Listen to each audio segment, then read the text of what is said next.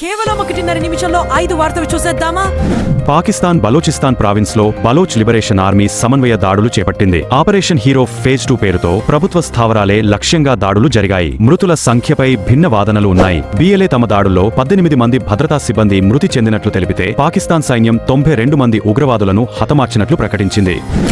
ముఖ్యమంత్రి చంద్రబాబు నాయుడుపై గోరంట్ల ఫ్లెక్సీ వివాద నేపథ్యంలో అంబటి రాంబాబు చేసిన కొన్ని అనుచిత వ్యాఖ్యల కారణంగా ప్రత్యర్థులు ఆయన కారును, ఆఫీసును రాళ్లు, కర్రలతో పగులగొట్టి ఆఫీసుకు నిప్పు పెట్టారు. పోలీసులు, ఫైర్ సిబ్బంది మంటలను ఆర్పి అంబటి రాంబాబును రక్షణ నిమిత్తం పోలీసులు మరొక ప్రదేశానికి తరలించారు. మేడారం జాతర సందర్భంగా 4 రోజుల్లో భక్తులు సుమారు 1,000 కోట్ల రూపాయలు వరకు ఖర్చు చేసినట్లు అధికారులు ప్రకటించారు. ఈ జాతరకు దాదాపు 1.5 కోట్ల మంది భక్తులు హాజరయ్యారు. మాంసం, మద్యంపై సుమారు 400 కోట్ల రూపాయలు ఖర్చు కాగా, అందులో 10 కోట్ల రూపాయలు కేవలం మద్యంపైనే ఖర్చయ్యాయి.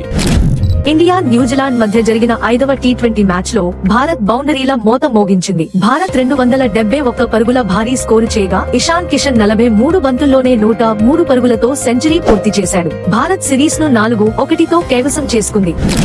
Mega power star Ram Charan భార్య ఉపాసన హైదరాబాద్లోని అపోలో ఆసుపత్రిలో కవల పిల్లలకు జన్మనిచ్చారు. అత్యంత ఆనందంతో ఈ వార్తను పంచుకుంటున్నాను. రామ్ చరణ్, ఉపాసనలకు కవలలు, ఒక బాబు, ఒక పాప జన్మించారు. తల్లి, పిల్లలు ఇద్దరు క్షేమంగా, ఆరోగ్యంగా ఉన్నారు అని చిరంజీవి ఎక్స్ వేదికగా వెల్లడించారు.